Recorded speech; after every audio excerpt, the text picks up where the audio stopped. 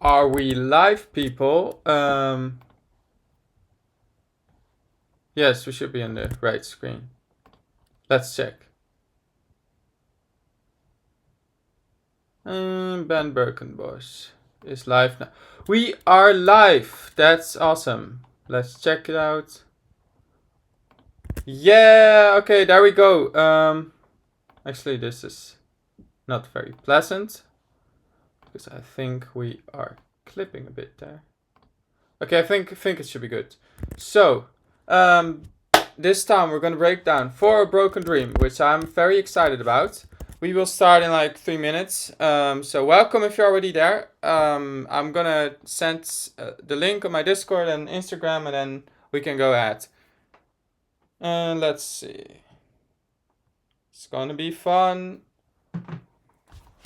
Oh, this is a very large track, and there's so much stuff going on. I think that would be very interesting for some of you aspiring composers, or anyone really who is interested in my thought process. So yeah, it's gonna be fun. And let's see. And let's post this. Boom. One more. All right, let's wait for some of you to hop in. Yay, welcome! It's awesome to see you here. If you have anyone has any questions throughout this live stream, do ask me in the chat. I'm happy to answer them if I can answer them, which I probably can because I wrote this entire track. It's a really big one, and I'm really really hyped. So we're just gonna start at the beginning in like 2 minutes when the clock hits. Well, 7 p.m. for me. I'm not sure. How late is it for all of you guys in the chat? Let me know. And yeah, so it's mostly orchestral. We have some emotional piano lines. I'm happy to show some MIDI, which is the most interesting part, I think. And maybe some processing on like my solo horn sound, because yeah, we have these beautiful. Can you hear this? Does the music work for all of you? Let me know. I think it should, but just let me know, just in case. Will be a bit funny. Wait, actually I can hear it. Okay, that's good. Nice. Oh, thanks. Yeah, perfect. That's good. Okay. Well, let's give it 1 more minute. Like you can see, it's not that much. We have a track count of 86, which in practically speaking is even a bit less. I think like 60 tracks in total, maybe even, which sounds super tiny, but it's very like we have a ton of music here. We have like 8 minutes of music ish. Eight and a half minutes. I think that's safe to say. So it's a big one. And also, all the MIDI is just very detailed. And I think that's the cool part. Because if you look at the strings, it's very basic and layer wise.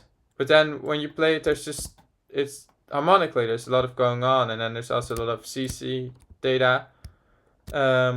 And that kind of is the most important thing when writing music, not the amount of layers. Although trailer people would argue with me. But yeah, let's get started.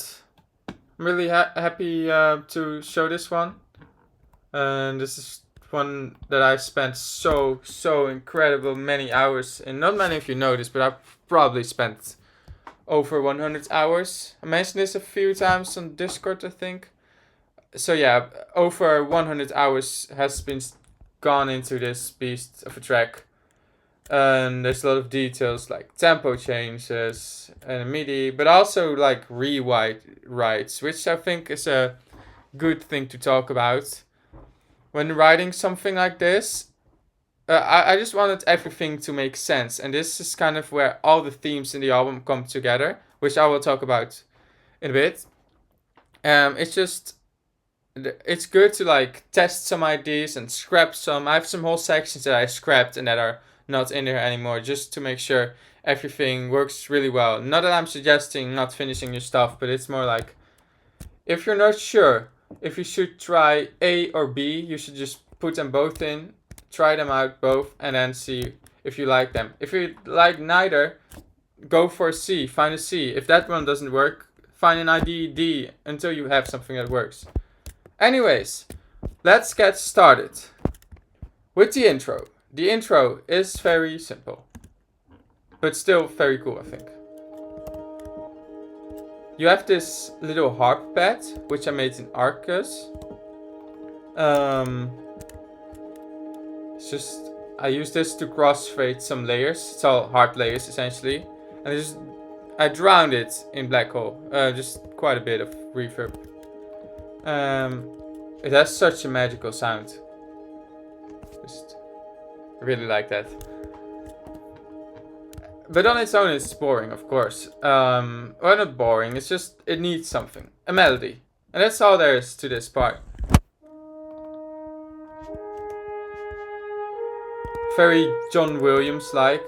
This is like kind of John Williams inspired horn. You know, the Star Wars one. But still, I think it's really nice.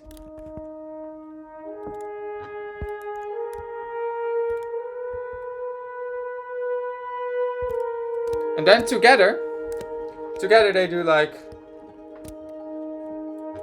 it's dancing around you, the harp.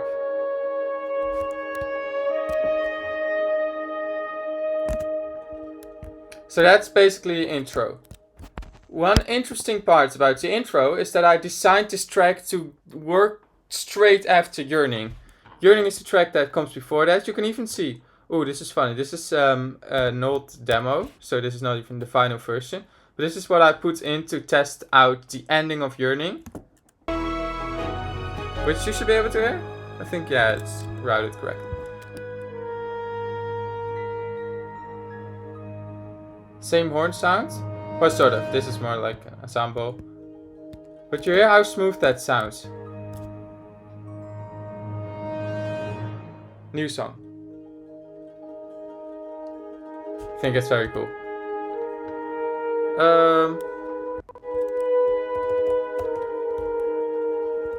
Yeah, so the intro. At the end of this intro, we go like in the first of the million sections. This, like a very, the piano has a very deep, emotional sound. These are the settings if anyone's curious. And I also added in a sub through Noir, which is very nice.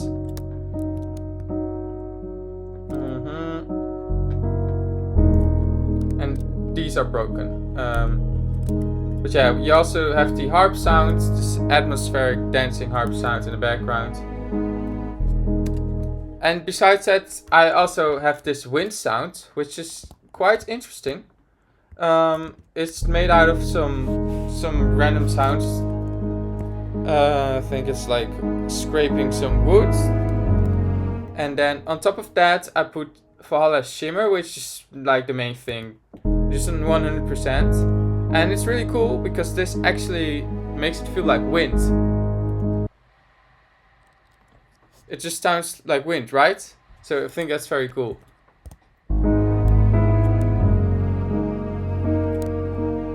Strings come in.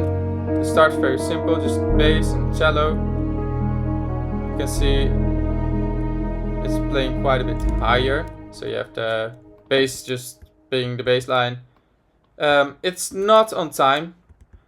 If you think you it's kind of on time because I play, but it's not like to a metronome. So I just did this like that. I really like it. I played the Lost theme here on piano, so the main theme goes like.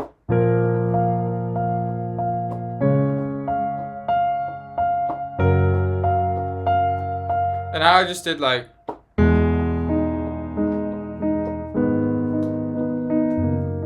A bit more. These kind of chords in this scale, it feels way more dramatic. I like that. So I wanted to do that to really establish the mood here. Also, there's not much interesting going on here apart from that. It's very much relying on the piano, with some strings supporting it with an extra melody, but you can see it's just the piano here doing most of the work. You have this.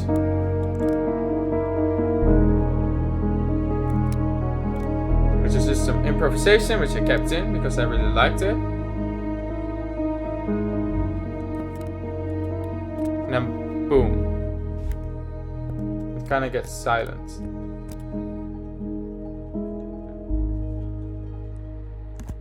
And now the first build-up kind of thing starts. And this is a part that I very much love.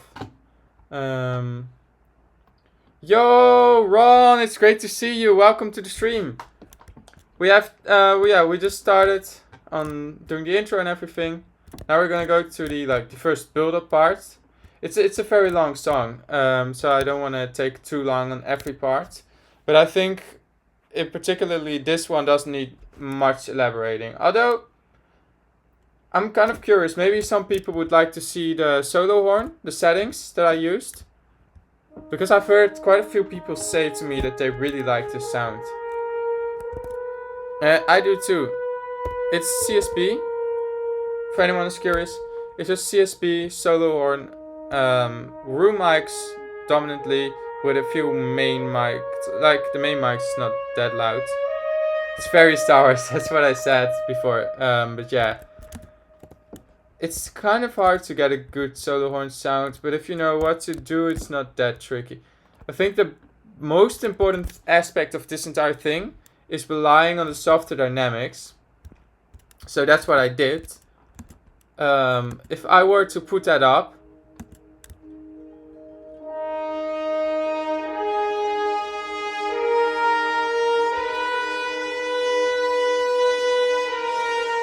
doesn't sound realistic at all. It sounds cool, but not realistic.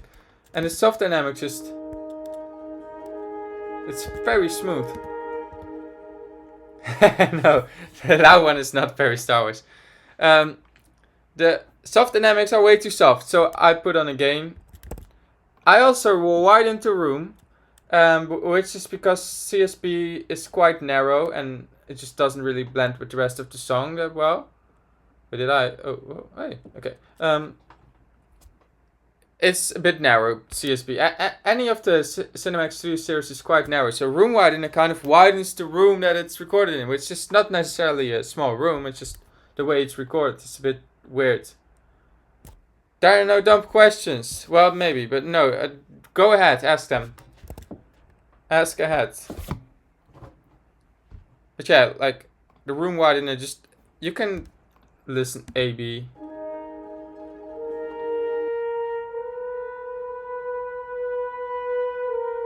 And then none.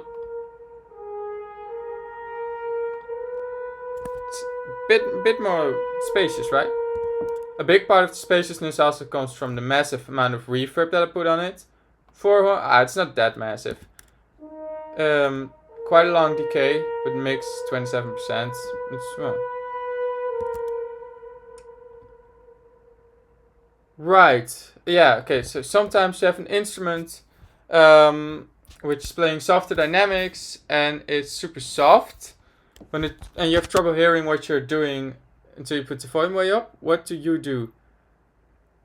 IPC. So, well, yeah, it depends a bit, but yeah, this is very common with samples. Usually, I put the volume quite up on the computer to compensate for that, but I always gain it. I try to find a sweet spot, so I don't want to make it that loud so that it gets clipping, because that's going to cause issues. It's easier essentially to have it too soft and have your volume turned up and then put it all up. I think that's a very valid way to do. So in the end, just turning the volume up. I do gain stages it a bit because I don't want it to be too soft for two main reasons. First of all, if I have a song that's like I want to send it to a client or like to a label or whatever, usually I always put a limiter on it and gain it up so it's loud enough for them. sometimes I do forget this, very rarely, but if I do, then by also doing this, then it's not too soft, because it's not very professional sending up tracks that are too soft. The other reason, which I find more important, because it's about my own hearing safety, you have some very soft, like, these are really quite soft. But then you also have Keep Forest stuff and trailer things that are extremely loud. It's easy to make the mistake that when you have very soft stuff, you just put your volume way up, but then you add something in that's super loud, and then you're gonna be deaf. That's not what I want. So I just turn it up a bit, and then like the last bit I do that in a mixing, mastering process. Usually mixing. Although I'll also do a bit throughout. So like for the piano, you can see I put on some gain. There's not really a right or wrong way, but I would suggest doing a bit and just doing the finishing touches later. It helps. But as you can see, there's a limiter on it right now, and it's already mixed. So yeah. But yeah, that's the horn sound. I just wanted to elaborate on that because I think it's very cool. Let's move on to the first build-up kind of section. One thing that I would like to add is this whole track is the final track of my album, and everything that came before that is kind of built up to this moment. So throughout the entire track, I've referenced a lot of themes from the album, and I repeated them in different ways, and even from like before my album. So it's a very special piece to me, and it utilizes a lot of different writings all together, which was very difficult to make it all work. That's mostly why it took so long, why it took over 100 hours. Because normally I don't take remotely as long to finish something. But this was an exception. And the few tracks before this, they were quite anticlimactic. I think most of my album, and it has a very emotional aspect to it. It just doesn't feel like a big resolution. But this track, it builds up. So throughout the track, we will find that we have like a small resolution here. We have a really awesome fun reference in this part. We have the other build up there in the end, and that's like the big final resolution in the album. And because of all the tracks before that, this becomes so satisfying. Oh yeah, be careful turning up your volume.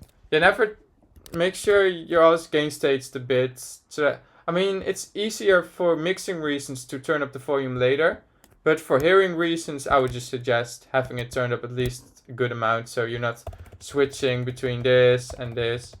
Well, actually, I don't think you see that on the screen, but yeah, the point is turn it up a bit. I would just do that. It's not very hard. All right, let's continue. Here. First kind of build section.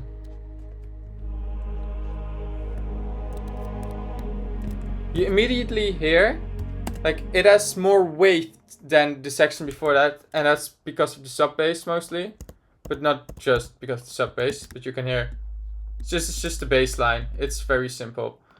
And then we have the strings, and they have this kind of. These are all sustains, by the way. So it's not that smooth, but because of the choirs, it doesn't really become an issue. Which I think is very cool. I could have done some legatos, like on the top lines. I think I even did at some point, but then I removed them and I don't remember why exactly. I think it's just for variation reasons. But you can hear it kind of has this, I don't know, this slurry sound sort of. And also the choir really is making the difference there.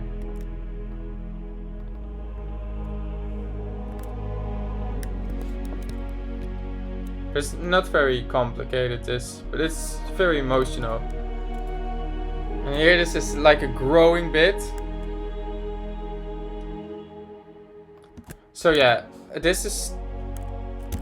The flute is very fun, because the flute... It's sort of a reference to the deep end. Sort of. Not with this. Because the flute itself is just following the melody. But then it has this, well, you call it a trill. But I don't use many trills in my music. And on the woodwinds, I've done it quite a bit in this album. On the deep end and on this one. Oh, not that much, but it's there. I think it's very cool. And that's this very subtle sound with still a bit of tension there. It's just a very nice gesture, I think. But yeah, that's this section. And you kind of see how this piece transports you from one section to the other section. About the strings. These are Albion 5. Flatando, Concertino, so they're very soft. These ones I turned up quite substantially. And then also a bit in contact. Yeah. And Albion 1 XL sustains. I think the update was new. Or at least quite new when I did this. So I wanted to try these out. They sound pretty great. And this is very low dynamics, all turned up in volume. Because the section of strings is very large here. So if you have it playing very softly and then just turning up the volume, it brings out quite a bit of details. Which in most cases is very nice sounding. Like you can hear this, how insane it is.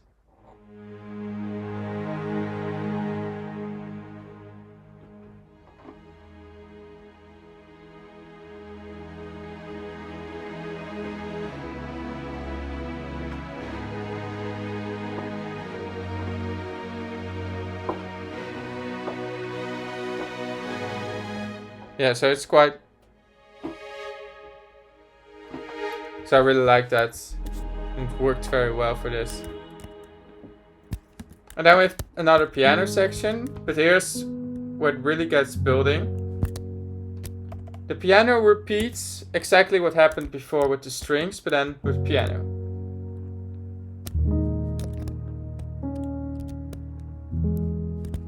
The strings come in together with the piano this time. It's a little swell here.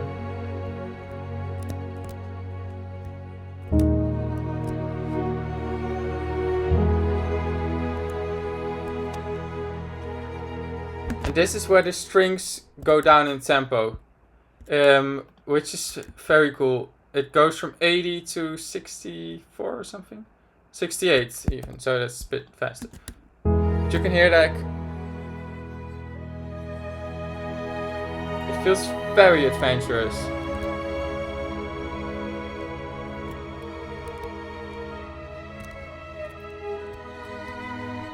My favorite reference of all of them is in here. It's a reference to violence. You can hear like the and it's just super nice.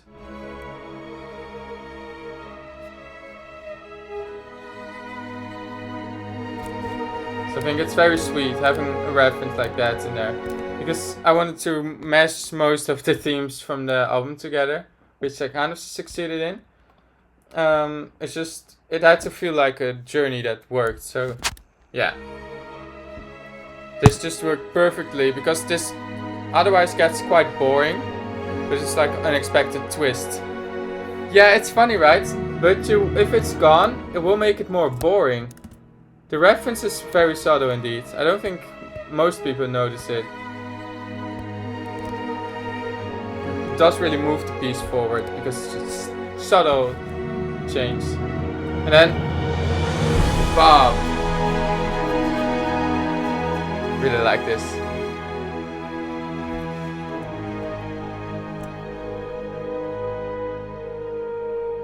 And this bit just required a ton of fine tuning.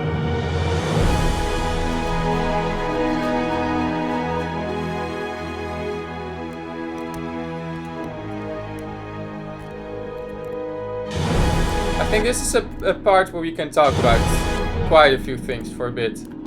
Because here it's quite stacked. First of all, let's start with the whole crescendo thingy that goes in here, apart from the strings themselves. We have a timpani roll, which is a very big one from Symphonic Orchestra, Spitfire. You can hear me using this one quite a bit throughout my music. Then we have harp, also from Symphony Orchestra. It's just the glissandri. So you have this. It's a major one, but it works here.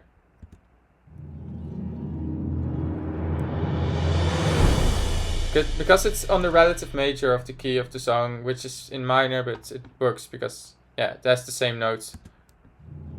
And then you have the cymbal swell from Damage, which sounds pretty large. And then all it happens is like a small boom sound, a small bass drum hit to kind of make that hit. It doesn't need big percussion there because it already has all of that going on, and then the entire orchestra makes it feel like a big of a hit enough, especially with the low brass, which is quite powerful. It's Arc 1 and Abbey Road 1 low brass, which I've used quite a bunch as a combo. I think it's quite nice. Yeah, so the brass on itself. We have the trumpet sounds. So quite Williamsy.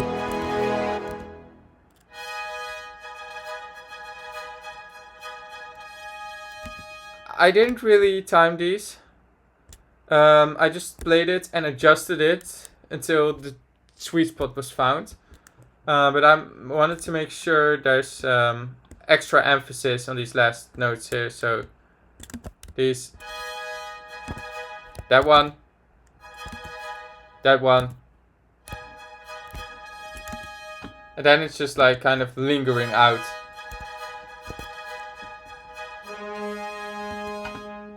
Then we also have horn chords, which are not just these, but also Abbey Road.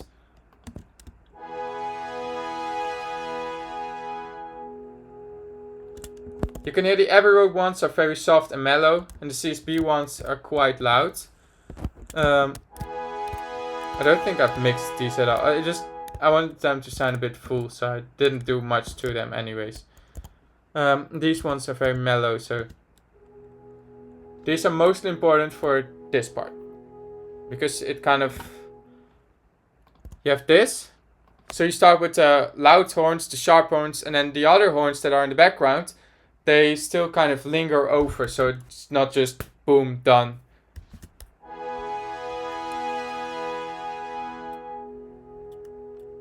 And altogether that works quite well.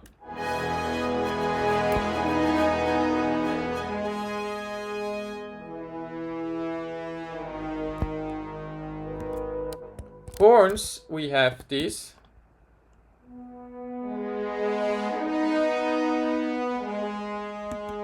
Which on their own sound quite weird.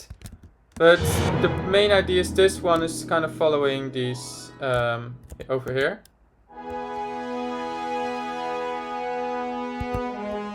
So you have da-da, which is quite nice to have. The melody works because these go up, right? So, and then it continues on the other horns. Little gap here for breathing, otherwise it sounded too prolonged. And then there's the solo horn again.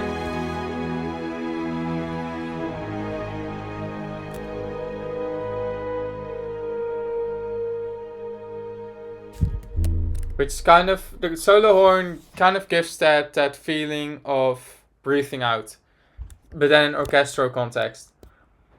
The strings are really not that complicated. I will show them in a bit. Just wanted to show the flute. The same trill sound from before, but this time together with the entire orchestra. So you can hear it in the back. It's quite subtle, but does add this nice orchestral flavor to it. And then the strings, they are with some sustains. And the strings.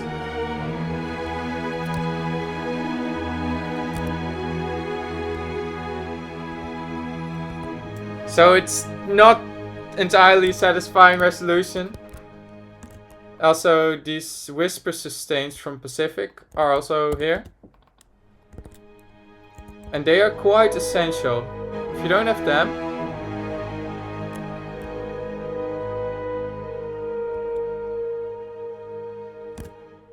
I feel like the strings miss that final, very soft going out thing, like the fade out there.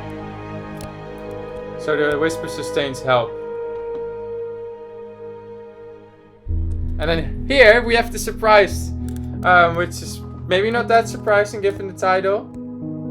But essentially this is for a Broken Dream, so I wanted to include Broken Dreams. At least the melody. And also, this is a part that I feel I have a lot to talk about here. Broken Dreams is like one of my favorite things that I've written, melody wise, and it's just super simple overall, but it's so emotional. So you have, and then you have,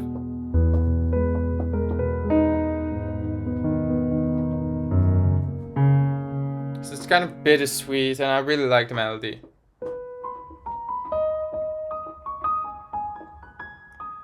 And that's the thing that bothered me. For the original, when I was sketching out Broken Dreams, I went like,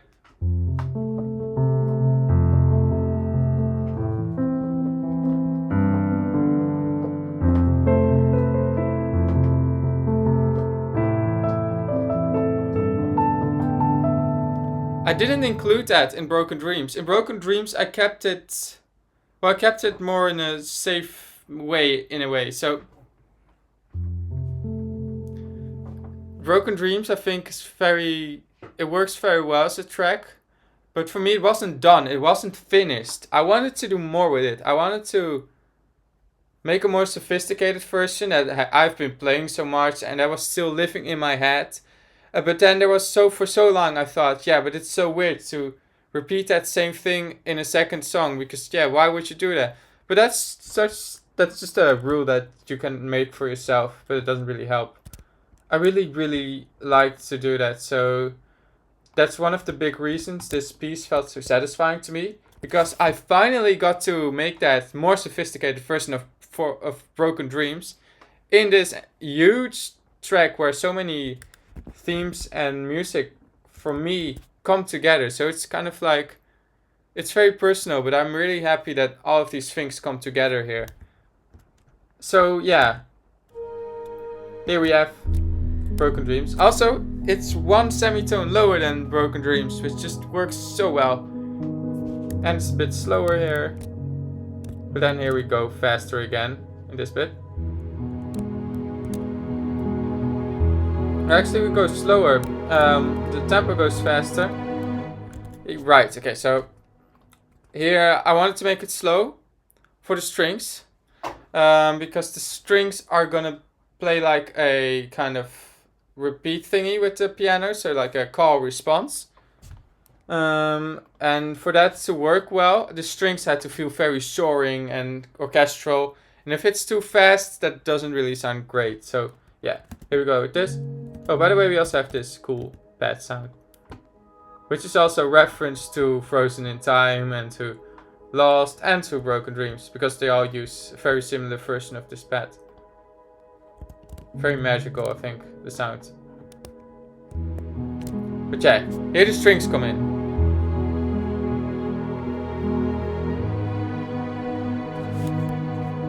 And for the people who are paying attention to how it's written, you can hear the strings playing the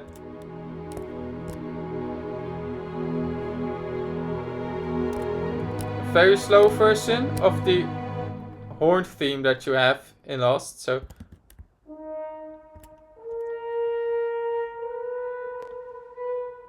and it's a bit of a different interpretation of it, but it's like it goes do do do do. Essentially, it's just climbing up and down, but I think it works so well.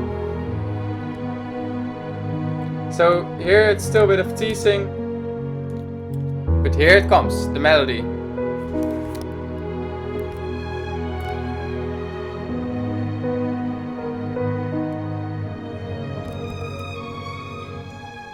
So we have the...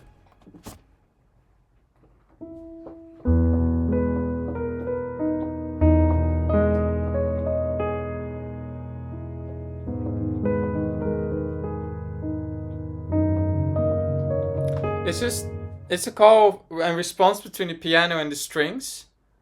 But it feels so... I don't know how to explain that in words. It's just the music. I'm just gonna let you listen through this part, and I'm gonna show the strings.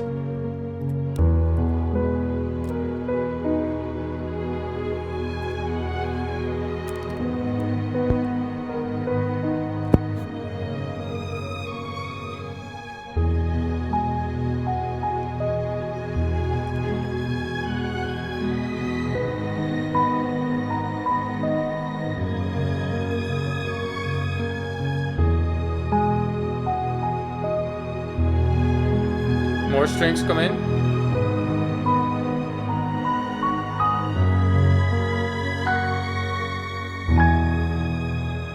And it dies down again.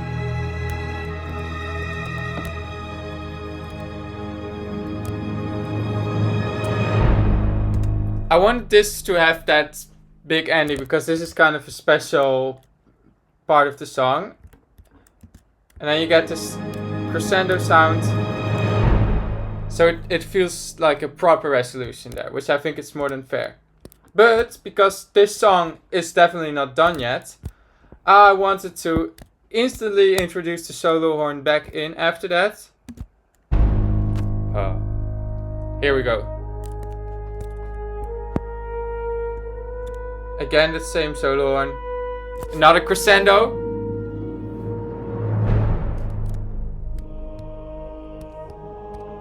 Choirs, and this is the very fun part.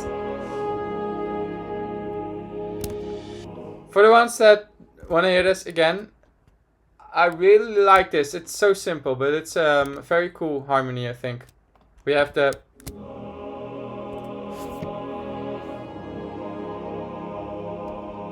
What I try to do with this is to kind of... Because the song is already going on for almost 5 minutes, I wanted to give the listener a sense of, yes, we're still on an adventure, and this is like...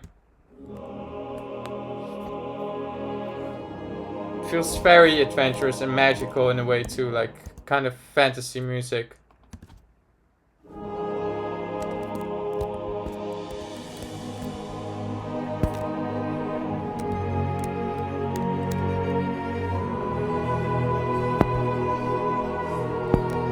And this is where the choirs go quite crazy for my doing. Usually I'm not that crazy with choirs, but they go like...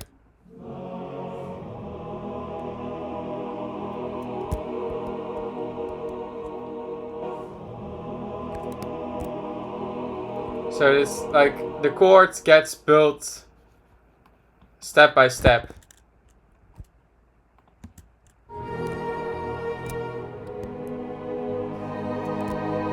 Then we add another octave on the strings and a flute.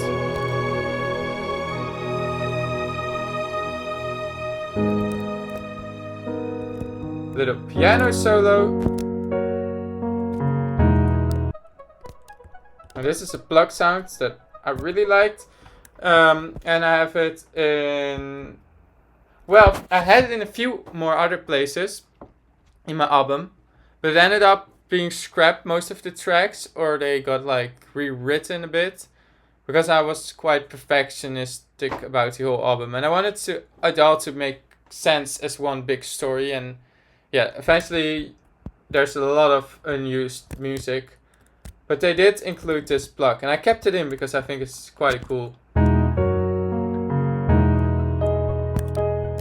It's still like part at the heart of the album.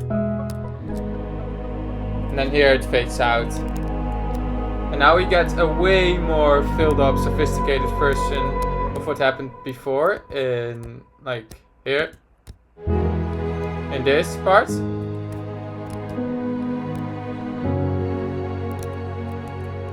But now it's way more sophisticated.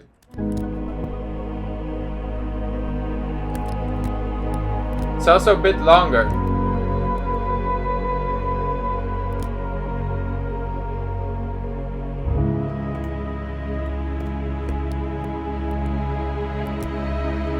response from the strings.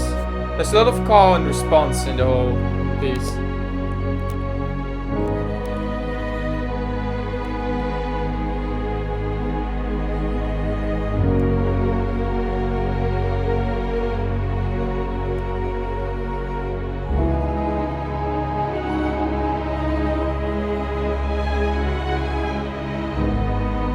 One more reference to Broken Dreams again.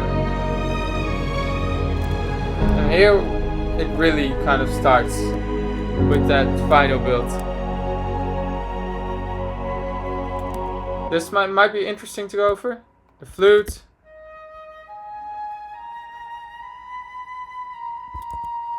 I think it adds such a nice fantasy vibe. I'm a big fan of that. When the flute is done, the horn comes in. The strings kind of go together with the horn in this part. A lot of thought and rewriting and stuff went into this entire thing. And then now the thing, it gets back to that same melody.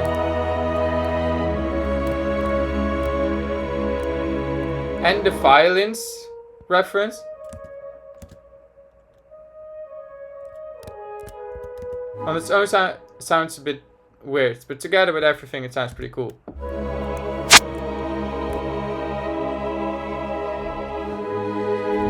So yeah, there we go.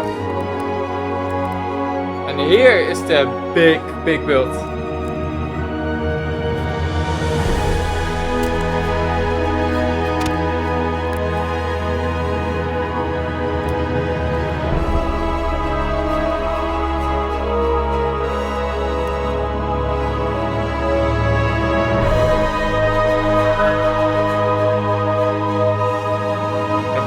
Flutes,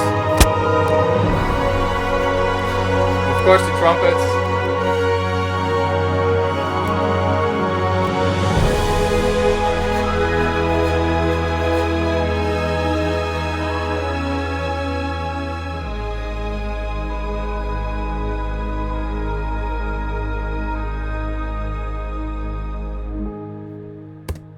so yeah, that is the big climax of the overall album, essentially, because it's like at the very end, but then it still dies down here.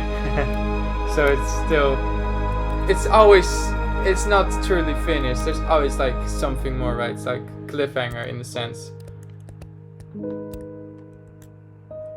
Also, for the very sharp listeners, I wonder if even anyone notices these things. But this is a reference to the main theme from Elios, which is from the Odyssey.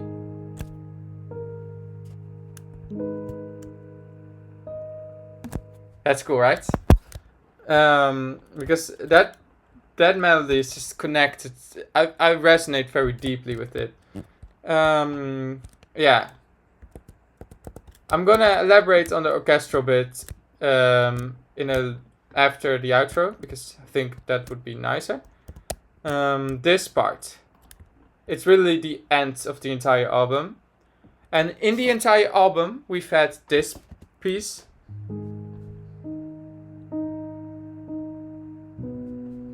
This is like the main theme of Lost, and then we had the horn, which came up in quite a few tracks.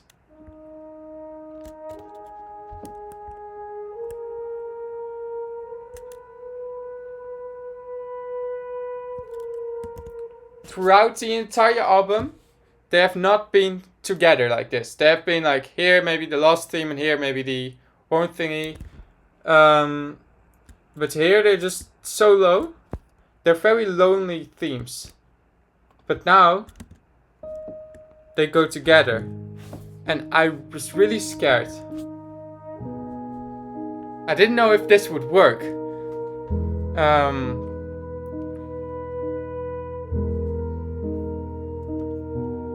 But they go together so perfectly, which is so cool, because these are like two of the three most prominent, important themes of the entire album, because they come in so many places in so many different ways. And it felt like they were made for each other, and When I did this in the DAW, I just jumped and not out of my chair because I'm not sitting on any chair here.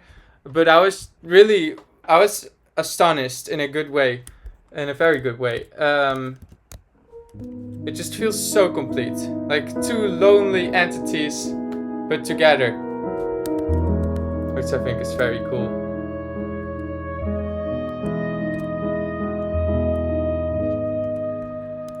Yeah, added Woodchester just for the tone.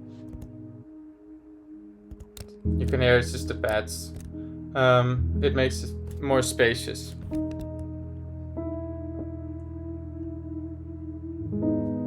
And goes up.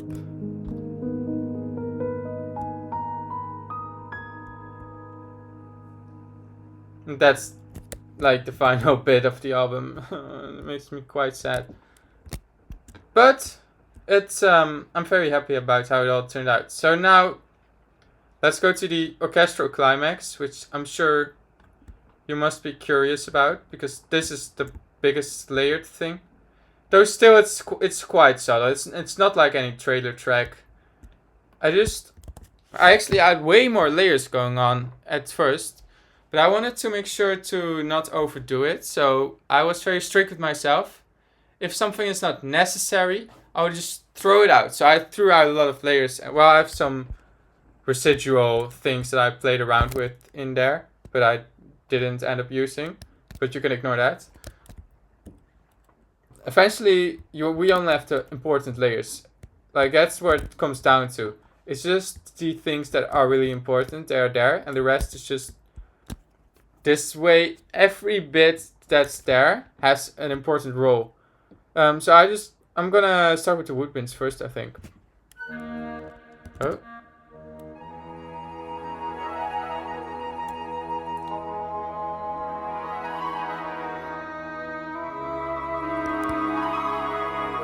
You can hear how it all plays together.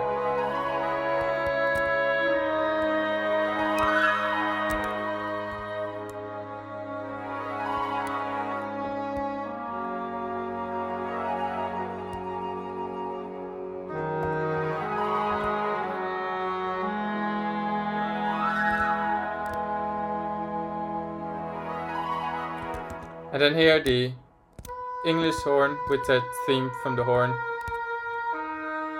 It's really nice to just switch up things between different orchestral instruments. So between different woodwinds, between the horn, maybe between the cello and the violins, whatever works. If you switch it up, you can create something that's repetitive, interesting by changing the tone. And I think that's a very effective strategy. Yeah, so that's something I did for a lot of the woodwinds. But yeah, you can hear these runs. They're CSW. They're like runs modes, which is in Marcato. They sound really good for sampled runs. And they're playable. So I just did these all by hand. You can also see, I didn't play this in, but it's also not like, I manually adjusted all of them to kind of feel right. Which is kind of tedious. But it made it work the best way. There's some flutters in there. So together that sounds very cool and orchestral. So very cool. Very fun. Yeah. And then we also have these ones. And they are just kind of going together with all the other sustains. Oh, let's start them here. Just chords.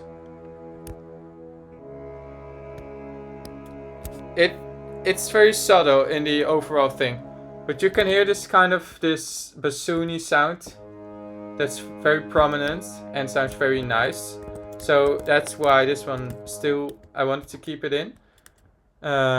If you listen together with the string sustains, you can hear that low bassoony sound in there, which just feels very cool. And it also has the horns.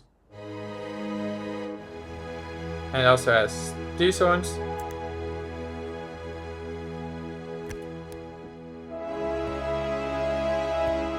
You can hear the horns, they make up most of the harmony, but these fade, like the strings and the woodwinds here, the sustains are quite important for like that full feeling.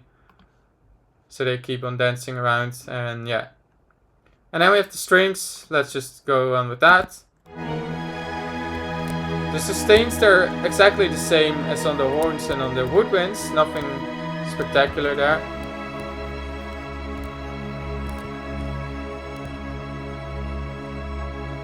You can hear the strings aren't too messy here, like they're quite static. Like they grow, they go up and up, which is a cool theme. You can see how it keeps going up.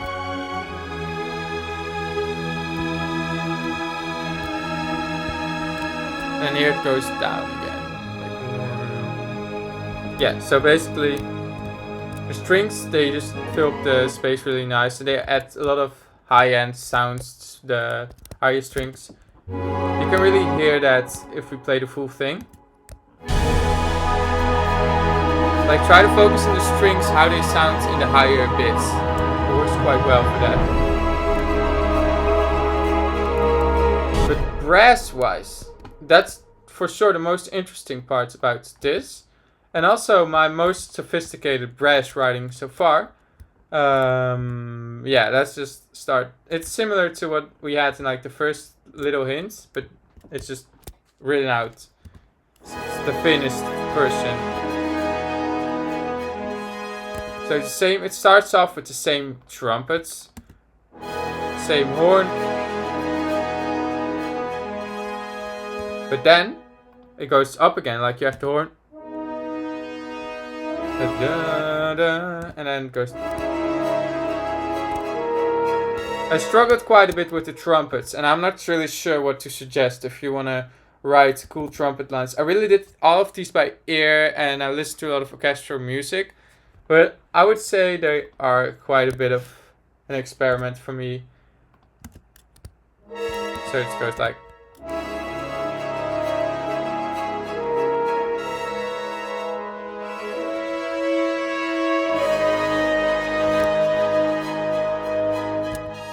And this is fun, because here the trumpets, they go like... in a sus chord, which in the overall context, if you listen to the entire thing, that simple sustain chords in the trumpets, it does keep it interesting and it makes you look forward to the next section. Like, that's just the tension that's ready to bring you further along in the track.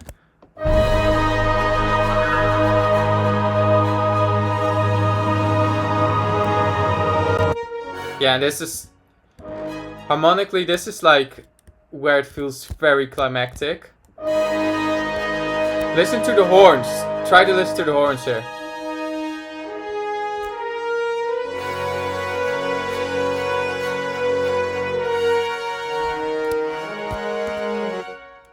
And then it's like, it feels climactic, but still not entirely, because you instantly get the lower horns here again.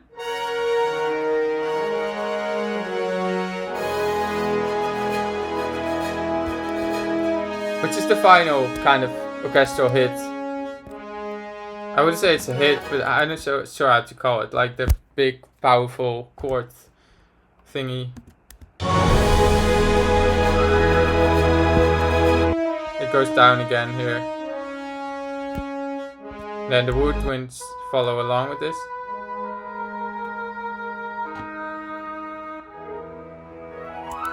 So just together the woodwinds and the brass.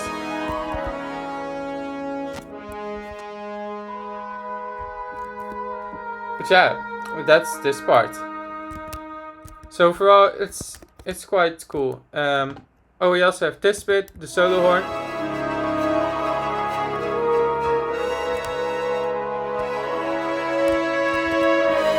Going up instead of down, like it goes do do do do, but here it goes do do do do. It goes up, and that keeps the tension going. Hear that?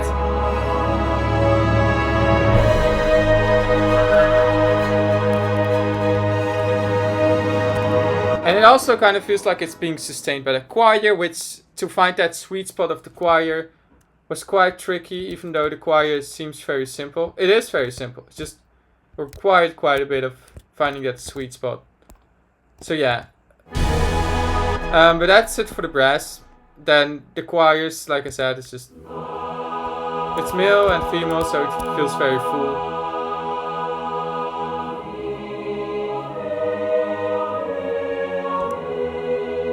And here they fade out.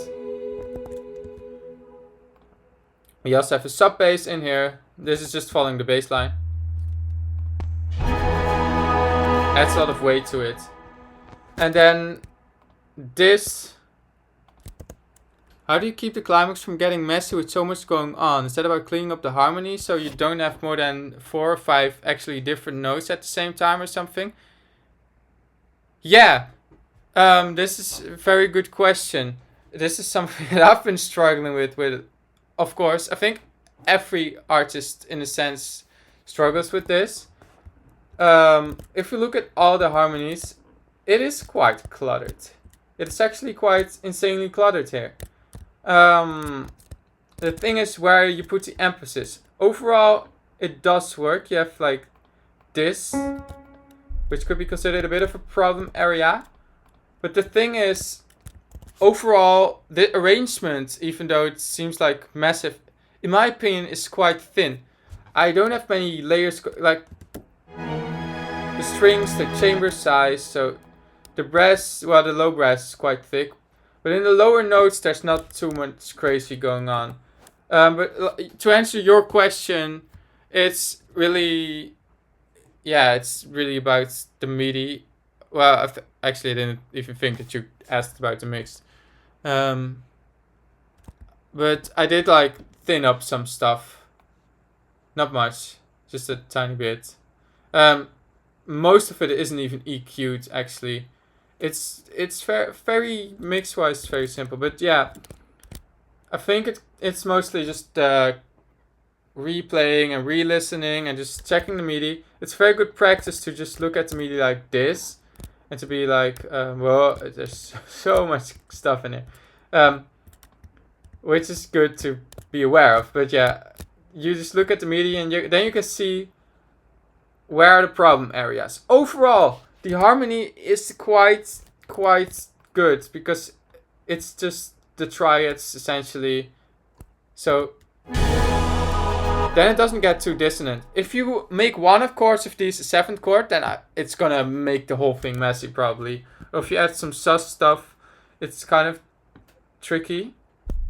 But then this, yeah, actually you can see it. It's not too bad. Here there's a bit of tension,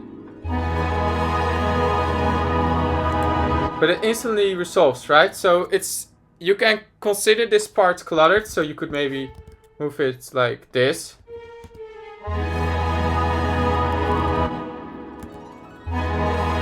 But it does add that nice sus.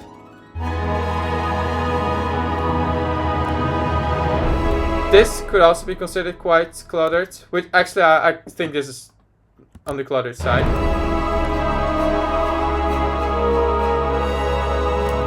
But the emphasis is not that much on these notes. Like it has to do with volume. If you have a choir and one singer is singing way off, but it's just one of the 100 singers, it's not that noticeable. So it depends a bit on how much stuff you have going on. And generally, it's good to just look at it all and to focus on the triads and to make sure those are the main dominant thing, which is a lesson that I'm still learning, because that's something you can always do better. And also, it's tricky because you can make it perfect in that sense, but then it's boring. You also want to make it interesting, right? Hey, Aphoretic, it's great to see you. We're on the final bits of the track 4, Broken Dream. We're doing a breakdown and we're going through the massive climax right now. And about the woodwind runs, it's not dissonant at all because it's more like a textural thing.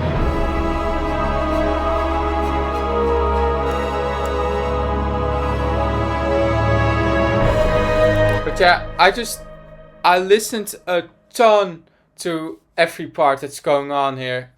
I really focused on where the emphasis is and the crescendos and stuff, and where to place the notes. Thanks, yeah, those are the trumpets. Which is another cool example. Wait, let's go. I think it's here.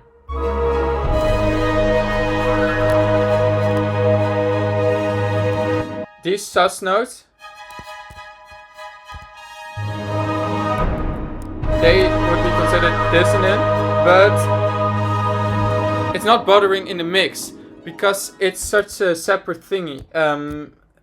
It's just when something is, it has its own space. There's not too much going on together with the trumpets at that range. This piece is very mid-heavy also. You can notice that, so if this, yeah, exactly, it's not muddying it up. And the same concept sort of applies for the horns as well, and for the woodwinds. Wait, so it's this one here.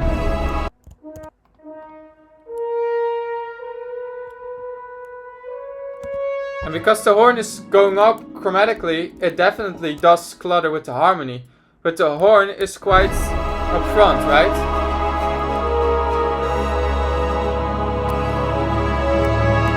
And this emphasis here on the crescendo, that's an important part. So if that's too cluttered, it will be quite annoying, especially when the hit comes in.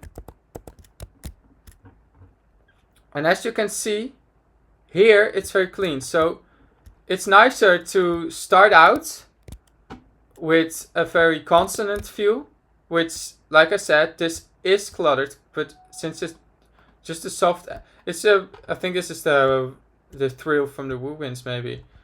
Oh no, actually it's the trumpets. Well, there we go. Okay, that clears it up. So the trumpets here, they are quite dissonant here, but it works. It's not even that dissonant. It's how strict you are. For trailer music, this would be too dissonant. For my own music, I don't really care. But yeah, we have that. Also, this here doesn't clutter at all, but it adds like a nice little weight to it. You can try it. But like that first hit, you want that to be clean. Generally speaking. And then adding some like sus chords, that adds to the tension. You have like a clean slate, and then it kind of the walls go in, and then bam, it goes open again. So you have that like, if you get what I mean. It's my way of elaborating. But yeah, you have the strings going up here, which is its very own space. So that's why also it's not too cluttered there. But here you do have this. You can hear this instantly, it does sound cluttered, this hit. But then it resolves, and that's so nice. And then it just, bam, goes back in. And this is quite not too dissonant. So yeah, how do I do it? It's just a bit looking at the MIDI. But you have moments where it does, like, you have these things. It happens, and it's up to you to decide to how much you want to keep that. A mix will sound more professional, more clean overall if you don't have much, well, like you said, your Wi-Fi passwords type harmony, B7, 9, 11, flat 13 chords.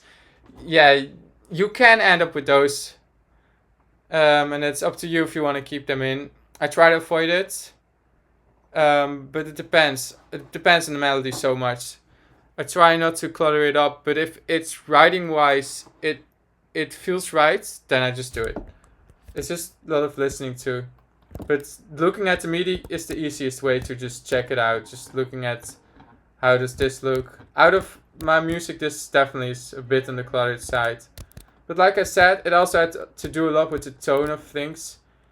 If everything is very big and prominent, every element, And if it's very filled up, then it's going to be a much bigger issue. Which kind of contradicts each other, but it's about like finding the sweet spot. So to make sense, the trumpets is just a really good example of this. The trumpets, they have their own space, so they can be a bit more dissonant, and especially because they're higher up as well. Dissonance higher up is always nicer. But that's established tonally, because if I were to do this on string sustains, instead of doing the staccatos, just string sustains, that will instantly feel way more like it's making a really big mess out of everything. But it's not the case, because it's trumpets, and they have their own distinct tone. And that's the nice thing about the orchestra. The orchestra has like a woodwinds especially. They're so underrated. Like,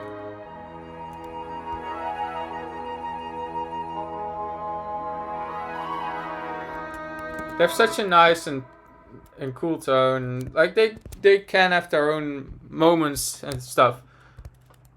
But yeah, I just tried. Most of the stuff is quite not dissonant at all. So you have like the bass and the strings. But strings have a bit of these moments. But if you look at all these things where the chords, there's this. But overall, it's not too bad. There's this here. You can identify it very easily. And then you can decide to do this. Or to do this. Or to say, wait, where was it? So just throw it up an octave, because there it does work. Then you have it like at here. But yeah, that's up to you. So you can just easily go over it. Move it back. Move it back and forth until you're happy with how it sounds. But yeah, it's definitely, it takes a bit of time and testing, trial and error. And you gotta be aware of it as well. So yeah.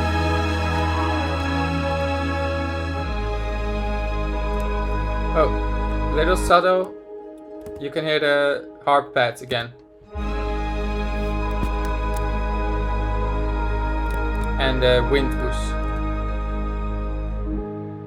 And that is also quite subtle. And you know what I had in mind with this? I'm not gonna be sure if it makes sense, but it's like when you have a candle and you just blow out the fire and then it's over. Like maybe you have a candle for like aesthetic reasons in your house, and then you're gonna go to bed, so you blow out the candle, which kind of establishes that this is the end, but not entirely, because there's also always gonna be tomorrow. And I wanted to emphasize this kind of thing in my albums. I always do that, just not making it feel like it's one definitive end, because the story is not over. And this won't be my last album. Well, depending. Because maybe that candle that I forget to blow out at the end of the night will put my house on fire and burn me alive. But let's just hope that's not going to be the case. And I'm going to be able to make another album. Yeah. We also have some tempo changes. This climax is the slowest part of the entire track.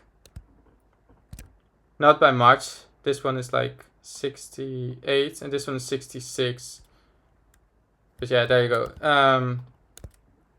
That's the track essentially. LED candles, so that would be. I don't have. I don't light EXO candles usually. But my birthday is the 21st of April. So yeah. I might still need to organize something for then. But that's another thing. We have my birthday and we have the celebratory day of the 31st of January. Such a special day. That's when Lost came out, but it's also when Frozen in Time came out. So it's double anniversary. It's like the anniversary of my children. But yeah. I think I went over all of it now. The orchestral hits, they're the same. I'm saying hits, but they're just super simple drums. And it's kind of repeats. With the harp. And the timpani. Boom. Like on every downbeat it goes. Something bugged there. Then boom. goes like that. Yeah. There we go. We went over this massive track. Oh, in the end, I only talked about it for a bit more than an hour. But this took me more than 100 hours to write, because I had like whole sections that I scrapped, threw out of the window, rewrote, especially here in this Broken Dreams part. Because this is just a very special moment for me. And I wanted to do it justice. I'm not gonna say for sure this is gonna be the definitive version of Broken Dreams, but it kind of is. So yeah. I mean, I'm not sure. I don't want to put any restrictions for myself, even if that's with already established musical ideas. Because I'm using the same ideas from Broken Dreams, yet this is entirely different. This feels like mood-wise, it feels completely different. It feels much more emotional and slow, and also just, yeah, with the strings. I like the call and response a lot. Oh, oops, sorry for that.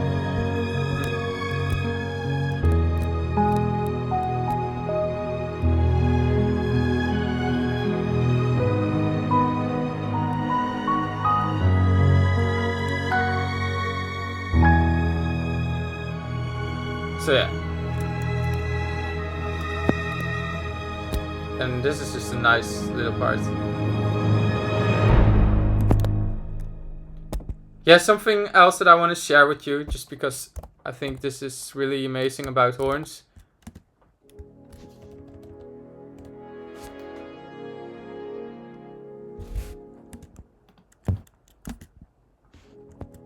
I talked about how I like this chord so much, but these horns, they are Abbey Road horns. They sound so good. You can do that kind of thing with horns, and it's so cool to kind of utilize the softer dynamics. Well, let's go a bit lower here. And then to have that more bitier thing.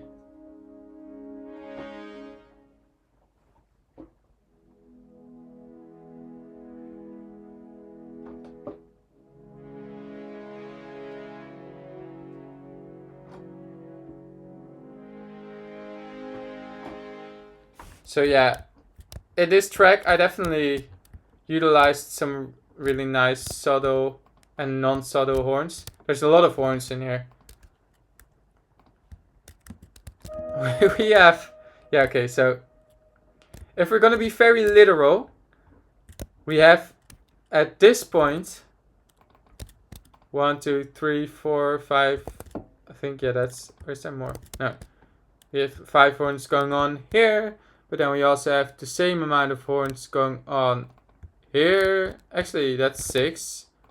Here's just 5. So then we have, these are 4 horns. And I think these are maybe even more. So you can do the math. There are so many horns. And then we also have the solo horns and the legato horns. We have 2 of those.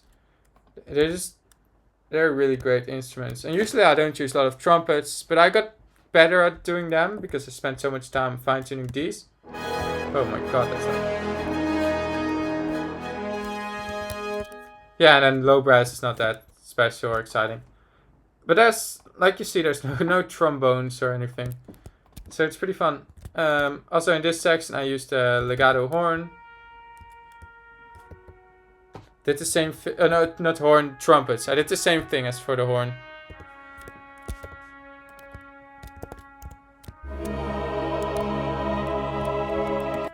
I think it's nice to play together with the woodwinds. It's quite a nice tone, and I never do this, so it was a cool experiment. Definitely want to use it more often. Yeah, but you get to like the doo-doo, and it's just so nice. Such a simple but powerful resolution, and I fleshed it all out, and yeah. But yeah, that's it. Sad too. And also, Yay, we have a little bot. Can we kick it out? No. I need to have a stream bot thing.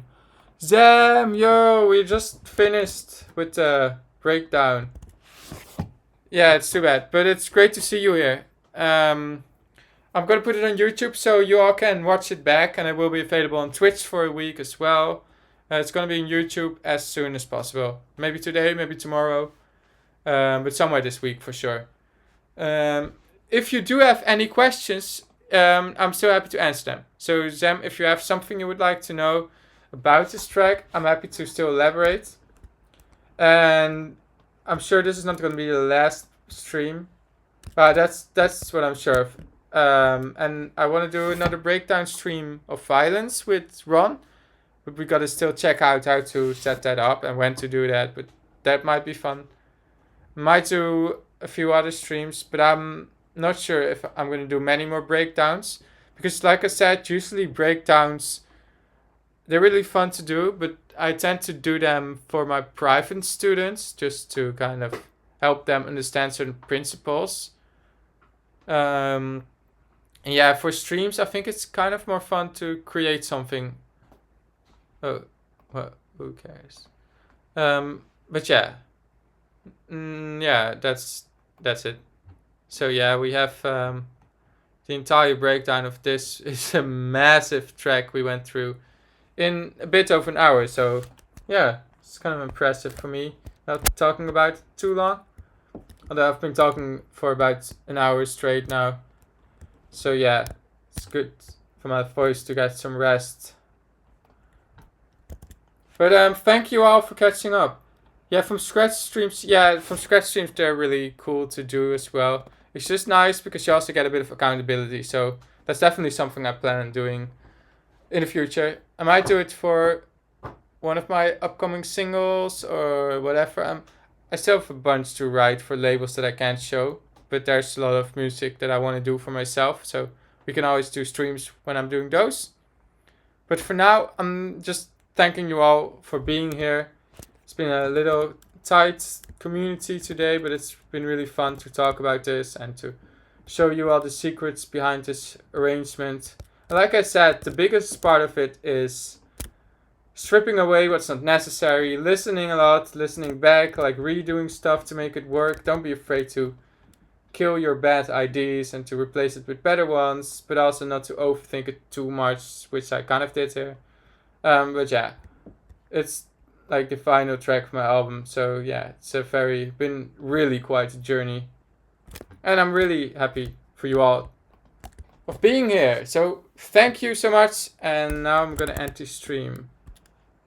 Yeah, I'm very happy you enjoyed it. See ya everyone. Bye bye.